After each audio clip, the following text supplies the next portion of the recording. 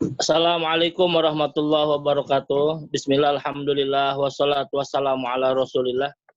Sayyidina Maulana Muhammad ibn Abdullah wa ala alihi wa sahbihi wa mawala amma ba'd. Alhamdulillah pada kesempatan kali ini kita masih bisa ngisi pengajian meskipun lewat teknologi yang diciptakan oleh manusia. Ini adalah sebuah perantara. Mudah-mudahan Allah ridho dengan kegiatan kita, sehingga ini adalah dijadikan amal soleh untuk kita, dan mudah-mudahan asbab wasil amal soleh ini Allah angkat segala keburukan yang ada dalam diri kita. Allah angkat seluruh wabah, bala yang ada di dunia ini, khususnya di negara kita. Amin ya Allah ya Rabbal alamin. Hadirin yang dirahmati Allah Subhanahu wa taala, kita masih membahas seputar bekal untuk bulan Ramadan. Pembahasan yang kemarin bahwa puasa bulan Ramadan itu, saum bulan Ramadan itu ada 3 derajat. 1 ada saumul am, 2 saumul khos, 3 saumul khawas. Nah, sekarang kita tidak akan membahas masa itu, kita akan membahas apa saja yang akan menjadi sah dan sempurnanya puasa. Maka di kalangan Ahlus Sunnah wal Jamaah yang akan menjadi sahnya puasa itu berdasar kepada hadis innamal a'malu binniyat, sahnya amal itu adalah dengan niat, maka jelas puasa akan sah kalau dengan niat. Ini adalah di kalangan Ahlus Sunnah wal Jamaah. Ahlus Sunnah wal Jamaah itu adalah sebagaimana tuntunan Rasulullah wal Jamaah yang dibawa oleh para ulama salafus shalih, di antaranya Imam Maliki, Imam Syafi'i, Imam Hanafi, dan Imam Ahmad bin Hambal. 4 imam yang mu'tabaroh, yang masyhur, yang berhak kita ikuti. Maka merujuk pada hadis innamal a'malu binniyat, sahnya amal itu harus dengan niat, maka setiap saum harus ada niat. Perbedaannya adalah kalau Imam Syafi'i, di kalangan Syafi'iyah, maka puasa itu harus niat di malam hari untuk siang harinya. Setiap malam harus niat. Biasanya kita sehabis taraweh atau sehabis makan sahur, kita ada niat. Nah, ini adalah tata cara niat Imam Syafi'i. Tata cara niat Syafi'iyah. Jadi niat pada waktu malam untuk esok harinya. Malam itu dimulai dari kapan? Menurut para ulama, malam itu dimulai dari masuknya waktu maghrib sampai sampai masuknya waktu subuh. Jadi dari mulai masuk waktu maghrib sampai sebelum menjelang subuh itu masih bisa niat. Maka biasanya kita niat adalah setelah sholat tarawih atau setelah makan sahur. Maka niat Imam Syafi'i adalah nawaitu shauma godin an adai fardhi syahri ramadhana hadihi sanati imanan wahtisaban lillahi ta'ala. Niat saya puasa hari esok bulan Ramadan tahun ini karena Allah Ta'ala.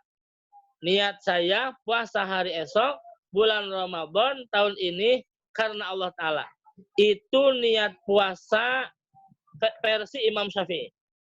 Jadi niatnya di malam hari untuk siang hari. Maka jika sewaktu-waktu kita lupa niat, habis taraweh tidak niat, habis makan sahur pun tidak niat, esoknya kita puasa, maka di kalangan Syafi'iyah puasanya tidak jadi, wajib diqodho. Puasanya tidak jadi, wajib diqodho di hari yang lain. Kemudian pada hari itu tidak boleh makan, tidak boleh minum, wajib imsak. Ini pendapat ulama di kalangan Syafi'iyah. Jadi jika satu malam tidak niat, ya, kemudian besoknya puasa, maka puasa tersebut wajib diqodho. Di kapan? Di hari yang lain, di bulan Syawal. Kemudian hari yang puasa itu tidak boleh makan, tidak boleh minum, wajib imsak. Ini di kalangan Syafi'iyah. Akan tetapi niat puasa menurut versi Hanafi dan niat puasa menurut versi Maliki, maka Imam Hanafi dan Imam Maliki niat puasa cukup 1 kali untuk 1 bulan. Niat puasa cukup 1 kali untuk 1 bulan. Kapan? Di waktu tarawih pertama atau waktu sahur pertama. Tarawih pertama, malam pertama atau sahur pertama itu ada niat. Maka niat puasa menurut Imam Maliki atau Imam Hanafi beda dengan niat puasa menurut Imam Syafi'i. Kalau Imam Maliki puasanya niat puasanya nawaitu sauma ramadhana kullihi hadihi sanati lillahi ta'ala. Nawaitu sauma ramadhana kullihi hadihi sanati lillahi ta'ala. Niat saya puasa Ramadan sebulan penuh karena Allah Ta'ala. Niat saya puasa Ramadan sebulan penuh karena Allah Ta'ala. Maka di hari kedua dan hari ketiga sampai seterusnya itu tidak usah niat. Karena cukup niat di malam pertama, sahur pertama atau tarawih pertama. Menurut Imam Maliki atau Imam Hanafi. Nah, oleh karena itu maka di kalangan Syafi'iyah karena takut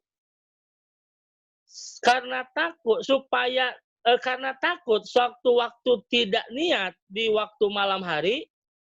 Nah, bagaimana supaya ketika di waktu malamnya tidak niat, kemudian supaya juga tidak wajib qodho, maka mazhab Syafi'iyah di kalangan Syafi'iyah menyunahkan di malam pertama tarawih, di malam pertama sahur itu ada niat 2 kali. Yang pertama niat Imam Syafi'i. Nawaitu sauma godin an adai farodhi syahri ramadhana hadihi sanati lillahi ta'ala. Niat saya puasa hari esok bulan Ramadan tahun ini karena Allah Ta'ala. Beres? Itu niat versi Imam Syafi'i. Setelah itu lanjutkan lagi dengan niat versi Maliki. Nawaitu sauma ramadhana kullihi hadihi sanati lillahi ta'ala. Niat saya puasa Ramadan sebulan penuh karena Allah Ta'ala. Nah, kalau seseorang satu waktu dia lupa tidak niat puasa di bulan, tidak niat puasa, ya, contoh tanggal 10 atau tanggal 19 Ramadan, lupa tidak niat, habis taraweh langsung tidur, habis sahur makan, lupa tidak niat, ingat-ingat jam 10 siang, ya Allah, tadi malam saya tidak niat. Maka kalau di malam pertama, tanggal 1-nya di malam pertama tarawih atau malam pertama sahur, kita niat 2 kali, niat versi Syafi'i, kemudian niat versi Maliki, maka insya Allah puasanya jadi dan tidak usah diqodho. Ini di kalangan Syafi'iyah menyunahkan 2 kali. Nah, maka dianjurkan supaya kita ihtiyat, hati-hati, supaya takut waktu kita tidak niat, maka di waktu malam pertama tarawih atau waktu pertama kita sahur disunahkan untuk niat 2 kali, yaitu niat versi Syafi'i dan niat versi Maliki. Supaya menambah kalau lupa niat itu tidak usah qodho. Dianggap sah niatnya karena ada bertanggung jawab yaitu Imam Maliki. Itu adalah sahnya puasa dengan niat. Bersumber dari hadis innamal a'malu binniyat. Sedangkan yang kedua, puasa itu adalah ibadah pokok. Saking pokoknya maka yang berhak membalas puasa hanya Allah Subhanahu wa taala. Rahasia pahala puasa ini luar biasa. Hanya Allah yang tahu. Maka kata Allah, wa ana ajzi biha. Cukup saya yang membalasnya. Maksudnya apa? Saking gede pahala puasa, Pak. Kalau pahala sholat 25 derajat, 27 derajat. Tapi kalau pahala puasa tidak bisa dihitung, saking gede pahala puasa. Maka apa yang akan menyempurnakan pahala puasa? Nah ini, tadi sahnya puasa karena dengan niat, sekarang apa yang akan menyempurnakan pahala puasa? Satu, yang akan menyempurnakan pahala puasa adalah ibadah sunat. Yang akan menyempurnakan pahala puasa adalah ibadah sunat. Ibadah sunat yang mana yang akan menyempurnakan puasa? Yang paling utama, ibadah sunat adalah sholat tarawih. Yang paling utama, ibadah sunat adalah sholat tarawih. Maka ada ulama yang mengatakan kalau seseorang puasa tetapi tidak sholat tarawih, maka puasanya itu pahalanya itu tidak kurang sempurna. Jadi alangkah baiknya dan anjuran kebiasaan Rasulullah dan para sahabat, maka puasa di malam harinya harus tarawih. Permasalahannya sekarang, tarawih itu berapa rakaat? Nah ini, tarawih itu berapa rakaat? Tarawih tidak ada hadis yang pasti menjelaskan tentang rakaat tarawih. Cuman hadis adalah kebiasaan para sahabat yang bersumber dari fi'lu Rasulullah SAW hanya 2 malam dan malam ketiganya Rasul tidak keluar, maka kebiasaan para sahabat tarawih adalah 20 rakaat ditambah witir. Kebiasaan sahabat tarawih adalah 20 rakaat ditambah witir. Witirnya mau berapa rakaat? Witirnya bisa 1 jadi 21. Witirnya bisa 3 jadi 23. Witirnya bisa 5 jadi 25. Witirnya bisa 11 jadi 31 rakaat. Enggak? Tergantung. Saya mau singkat aja, 1 rakaat witirnya 21. Saya mau biasa aja lah. 3 jadi 23 rakaat. Itu kebiasaan. Tetapi jumhur fuqaha di kalangan Syafi'iyah di dalam kitab Tuhfatul Muhtaj jelas bahwa bilangan rakaat tarawih tidak pasti. Bilangan rakaat tarawih tidak pasti. Yang penting ada sholat sehabis sholat Isya dan ba'da Isya. Sehabis Isya, ba'da Isya ada sholat sunat yang rokaatnya 2 rakaat itu. Yang jelas ada sholat sehabis Isya, ba'da Isya ada sholat yang jumlah rokaatnya 2 rakaat, 2 rakaat. 2 rakaat, maka itu dihitung tarawih. Tapi Imam Ibnu Hajar, kalau setelah ba'da Isya sholatnya tidak 2 rakaat, 2 rakaat, maka kaul mu'tamad Imam Ibnu Hajar itu tidak dianggap tarawih. Dianggap apa tuh? Dianggap qiyamul lail. Dianggap sholat sunat naflul mutlak. Bukan tarawih. Itu pendapat Imam Ibnu Hajar dalam kitab Tuhfatul Muhtaj. Jadi Imam Ibnu Hajar memastikan, ya, jumhur ulama Syafi'i memastikan bahwa tarawih itu harus 2 rakaat, 2 rakaat. Dari mana sumbernya? Dari hadis Rasulullah SAW, sholatul lail masna masna. Itu sumber pokok. Kemudian rujukan daripada fi'lu sahabat, pekerjaan para sahabat, Abu Bakar Siddiq, Umar bin Khattab, Utsman bin Affan, Aisyah, dan yang lainnya, sholat tarawih 2 rakaat, 2 rakaat. Bahkan saking pentingnya sholat tarawih, di dalam kitab Nihayatul Muhtaj, ulama berpendapat Yang penting ada sholat 2 rakaat. Sehabis sholat isya dan ba'da isya, ada sholat 2 rakaat. Niatnya adalah usolli sunat tarawih rakaataini lillahi ta'ala. Itu dianggap tarawih. Padahal cuma 2 rakaat. Saking capek, Pak, kerja di kantor numpuk bulan puasa, pulang ke rumah jam 9 malam, paginya pun harus kerja lagi, maka habis sholat isya belum tarawih nih, sholat sholat isya, ba'da isya 2 rakaat, habis ba'da isya 2 rakaat, baru sholat tarawih. Usolli sunat tarawih rakaatain tala. Allahu Akbar. 2 rakaat tarawihnya. Habis tarawih 2 rakaat, assalamualaikum. Capek banget nih, lelah mau tidur. Maka langsung sholat witir. Berapa rakaat sholat witirnya? 1 rakaat. Usolli sunata witri rakaatin mustaqbil kiblati lillahi ta'ala. Allahu Akbar. 3 rakaat. 2 rakaat tarawih, 1 rakaat sholat witir, maka dianggap tarawih. Jadi tidak ada bilangan pasti tarawih di dalam di pendapat kalangan jumhur ulama di kalangan Syafi'iyah. Saking penting tarawih, Pak. Kalau kita tidak melaksanakan tarawih 2 rakaat, maka semampunya. Saya mau 8 rakaat aja, witir 3 jadi 11, mangga. Sama tarawihnya 4 rakaat, witir 3 jadi 7, mangga.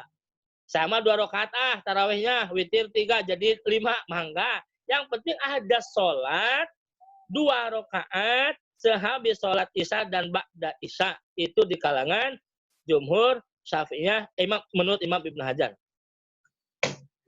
Itu tarawih. Kemudian berikutnya, ya, sholat tahajud. Tahajud ini disebut qiyamul lail dalam Ramadan. Maka itu pun sama yang akan menyempurnakan pahala puasa. Sehabis sholat tahajud yang akan menyempurnakan pahala puasa adalah sedekah. Sedekah ini akan menyempurnakan pahala puasa. Saking pentingnya sedekah, maka Rasulullah SAW kata malaikat Jibril, kedermawanan Rasulullah ketika masuk Ramadan seperti angin yang berhembus. Kedermawanan Rasulullah ketika masuk Ramadan seperti angin yang berhembus. Tidak pandang bulu. Siapapun yang datang ke Rasulullah, dia meminta hajatnya untuk ditunaikan, maka Rasul akan memberinya. Apapun akan diberi oleh Rasulullah Sallallahu Alaihi Wasallam. Hebat. Bahkan Rasul menganjurkan, usahakan setiap hari di bulan Ramadan harus ada sedekah. Usahakan setiap hari di bulan Ramadan harus ada sedekah. Kalau tidak mampu, bersedekahlah hanya dengan sebutir kurma. Bersedekahlah hanya dengan sebutir kurma. Maka sebutir kurma itu Allah akan jaga pahalanya dan akan urus pahalanya sampai sebutir kurma dia sedekah di bulan Ramadan, dijaga, diurus oleh Allah, akan mendapatkan pahala sama dengan sedekah segede gunung Uhud. Ini kehebatan sedekah di bulan Ramadan. Luar biasa.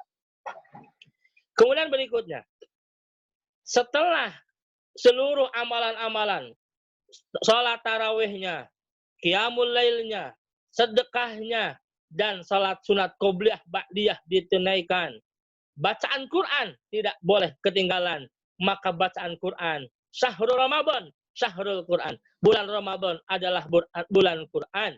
Rasulullah Sallallahu Alaihi Wasallam sendiri memberikan contoh untuk umatnya. Di bulan Ramadan, Rasulullah suka tadarus Al-Quran dengan malaikat Jibril. Di bulan Ramadan, Rasulullah suka tadarus Quran dengan malaikat Jibril alaihi salam. Allah ya Rahman ya Rahim.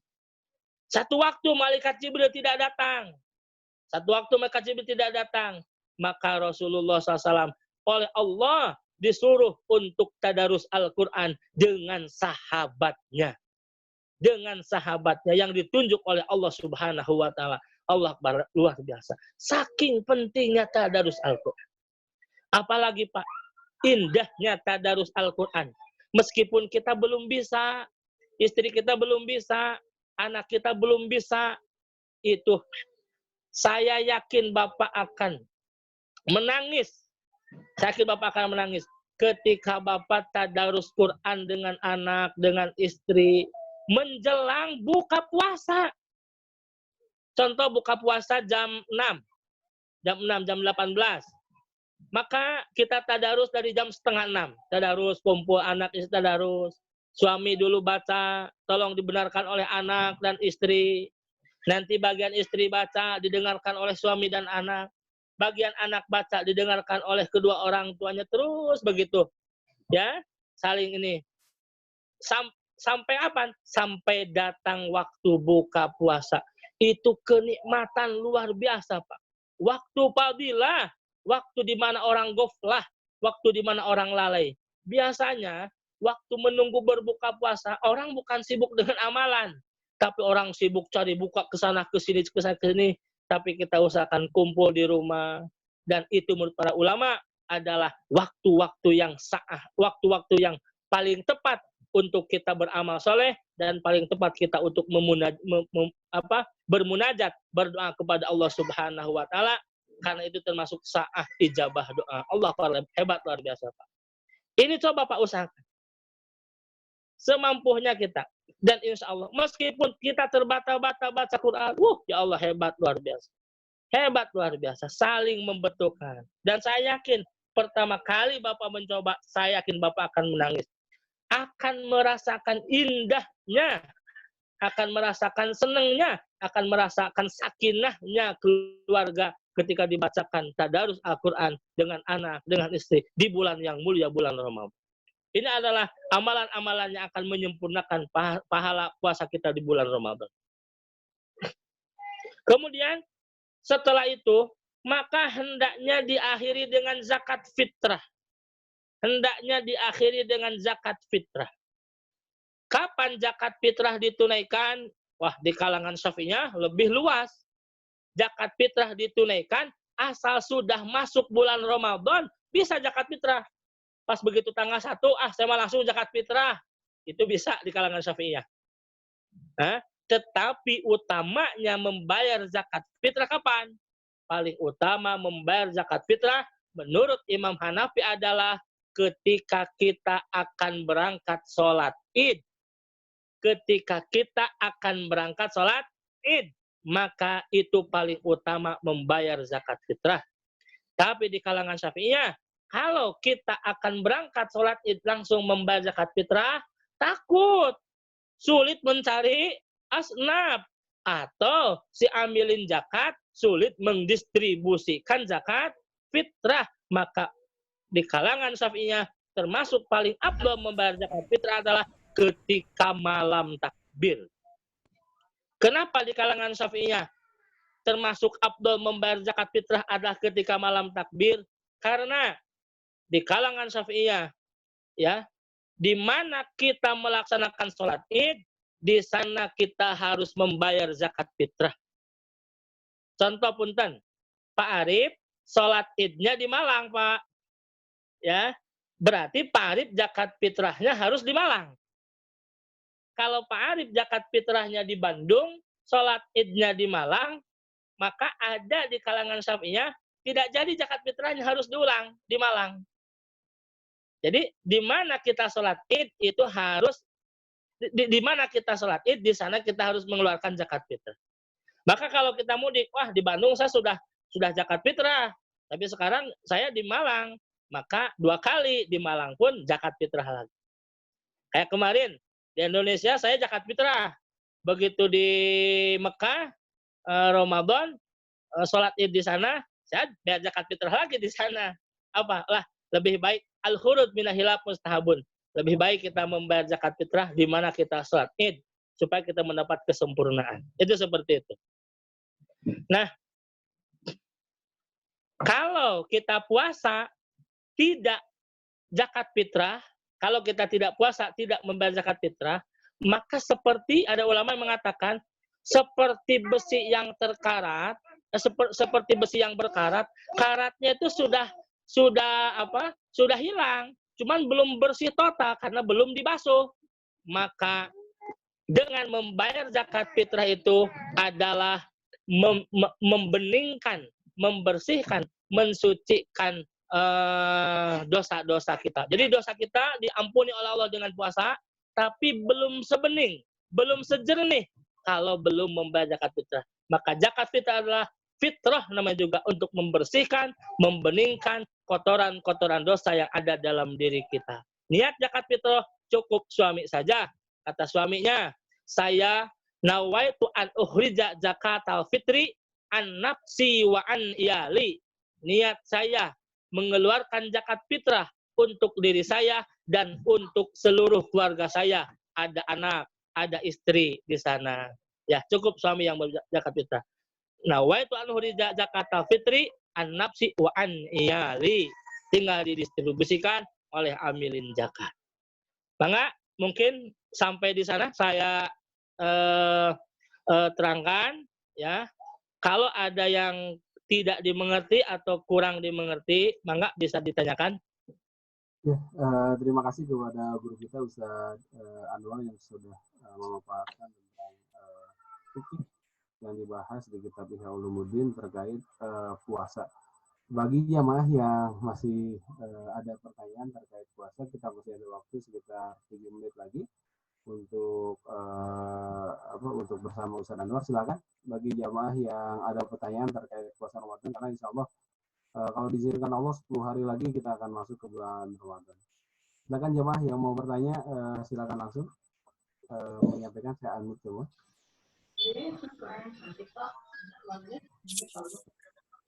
Silakan. Ada yang bertanya? Langsung saja. Nanti dulu nanti kalau ini. Halo, silakan. Ada jamaah yang bertanya? Oke, Ustaz. Assalamualaikum. Mungkin saya isi waktu nih Pak Ustadz bertanya. Pertama begini Pak Ustadz, itu niat itu kan seperti Pak Ustadz katakan habis taraweh atau setelah sahur gitu. Sedangkan kan kalau tadi saya simak, niat saya berpuasa hari esok gitu Pak Ustadz. Sedangkan hari itu kan udah merupakan hari, maksud saya beginilah, kalau dari segi samsiah itu kan jam berapa, jam setelah maghrib itu udah masuk hari itu juga gitu loh Pak Ustadz. Taruhlah hari Senin gitu kan, tadi malam dari maghrib itu udah masuk hari Senin. Sedangkan tuh niatnya seperti tadi Pak Ustadz katakan, niat saya berpuasa esok. Nah gitu gimana itu, ada jeda gitu loh Pak Ustadz. Mohon maaf. Baik. Makasih atas.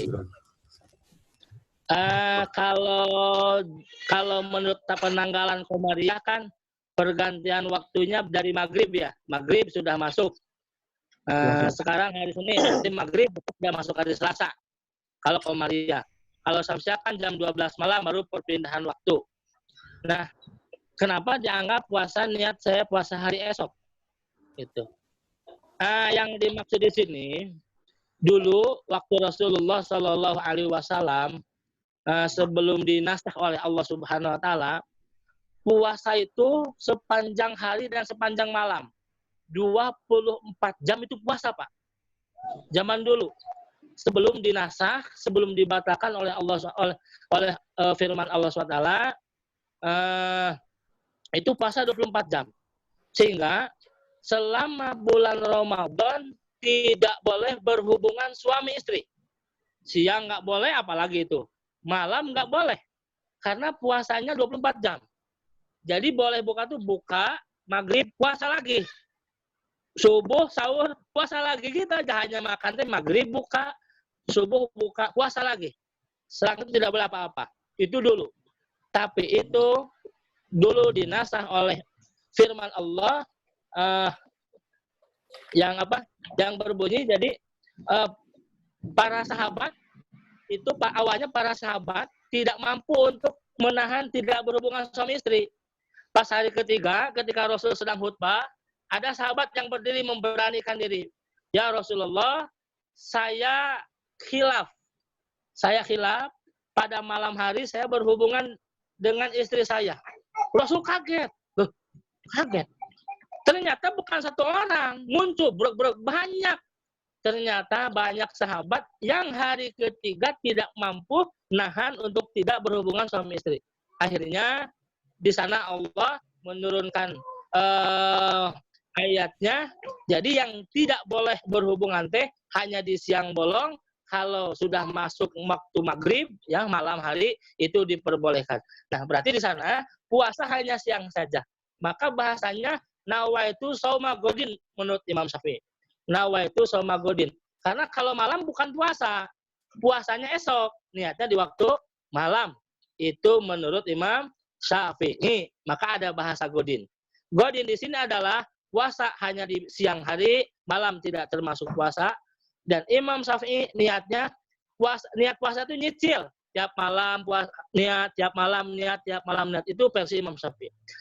Tapi kalau versi Imam Hanafi atau Imam Maliki, versinya diborongkan, Pak. Diborong. Pokoknya malam tanggal 1 langsung aja niat untuk 1 bulan. Nawaitu shauma Ramadana kullihi hadisan nafi letala. Niat saya puasa bulan Ramadan sepenuhnya pada tahun ini karena Allah Ta'ala. Itu Imam Maliki.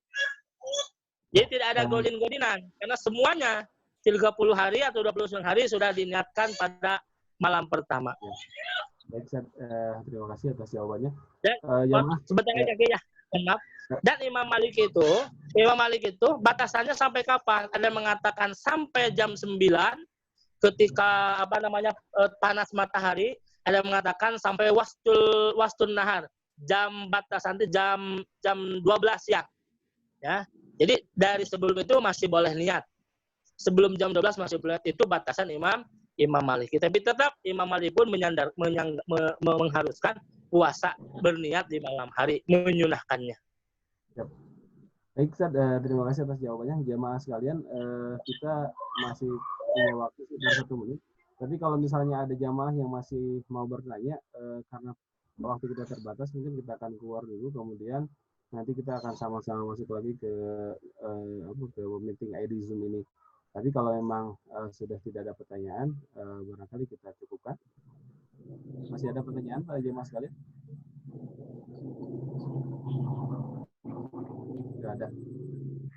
Baik, Ustaz, alhamdulillah sepertinya tidak ada lagi pertanyaan. Mudah-mudahan ilmunya menjadi keberkahan bagi kita semua. Juga terima kasih banyak atas waktu. Amin, ya Allah ya amin. Mudah-mudahan Allah menyampaikan usia kita dalam keadaan sehat di bulan Ramadan yang hanya kurang dari 10 hari lagi. Amin, amin, amin ya Allah ya Rabbal alamin. Amin. Baik, Ustaz, terima kasih kepada guru kita semua, Ustaz Anwar Samsi. Dan jamaah jangan lupa besok ada kajian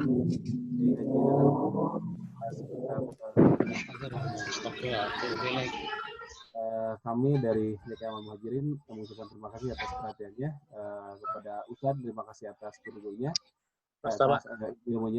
Assalamualaikum warahmatullahi wabarakatuh. Waalaikumsalam.